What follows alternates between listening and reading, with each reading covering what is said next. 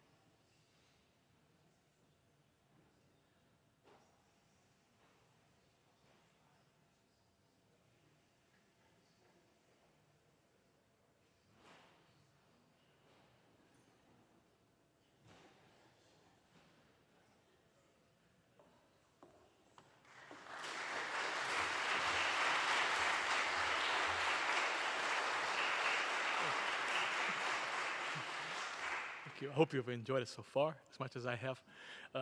It's always terrifying playing a new piece in front of people, but so for the next set, we have a couple of special things. This is just a fun light recital to kind of get us back into post-pandemic mode, hopefully. So the first work is Offertory on Haferdal, written by my friend who was a freshman at Baylor with me, and I've known him since I was 15 years old when we went to organ camp together. He's actually here today. He's a very talented individual, as Dr. Jones pointed out yesterday. She studied with Dr. Jones as an organist, Joyce Jones at Baylor University. And I remember he wrote this, and I thought, oh, it's beautiful. And he's like, yeah, you should come here. I'm going to play it. You know, he played through it. And so I've played it more time. He dedicated it to his teacher, I think, and mentor, Stacy Stalls. And he joked, I should have just dedicated it to you because you play it way more than anybody. And he probably heard this before, but you know, and it's actually probably the scariest thing I'll play for you today because he's here. So I hope you enjoy it.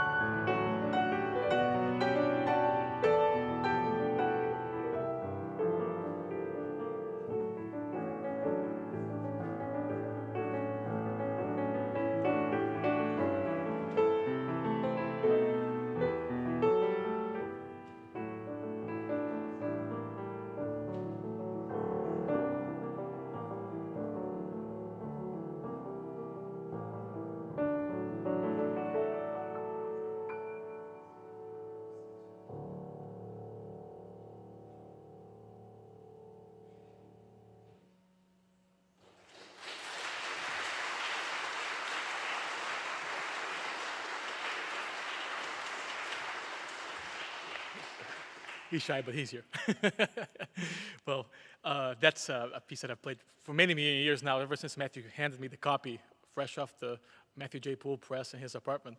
I've been playing it. So, and next I'll have somebody very special join me up here. My girlfriend Olivia, whom many of you may know. She visits Waco, and as long as she's here, she makes sure to come on Sunday morning, and she's usually here with me whenever she does. She'll be singing a couple of songs, one by Schubert, and they're both related to love, and the second one is by Liszt. And she's very special, and I figured this would be a great way to incorporate her beautiful talent. She's a mezzo-soprano, and she's doing the Texas Tech. And so Andy said, well, have her sing. I said, well, great, sounds good.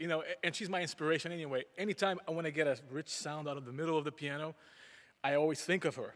So anytime I play anything where there's something being sung, I always imagine her singing. So she's always with me when I'm playing, anywhere I go. So I think she's backstage. Backstage. She come?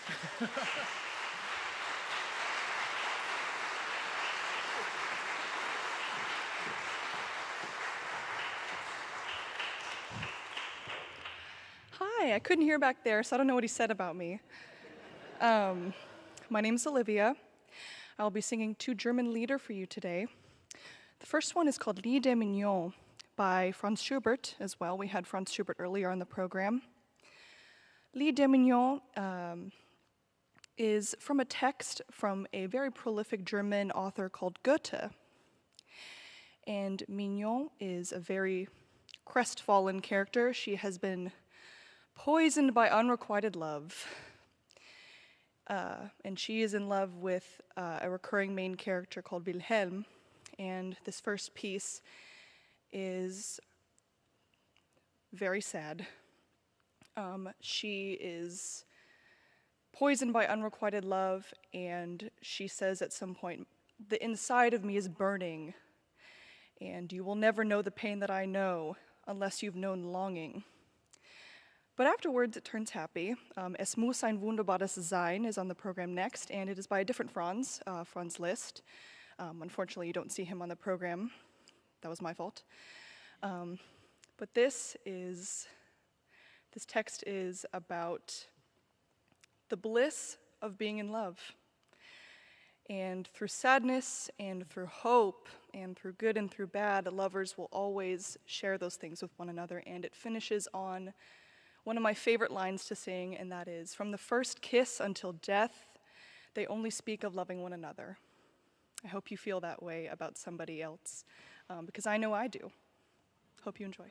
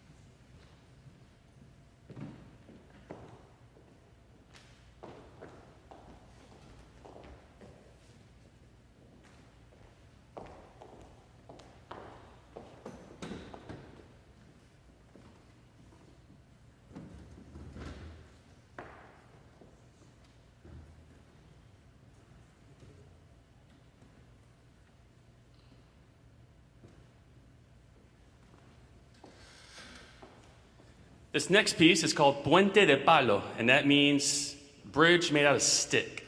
And this is a traditional samba from Argentina.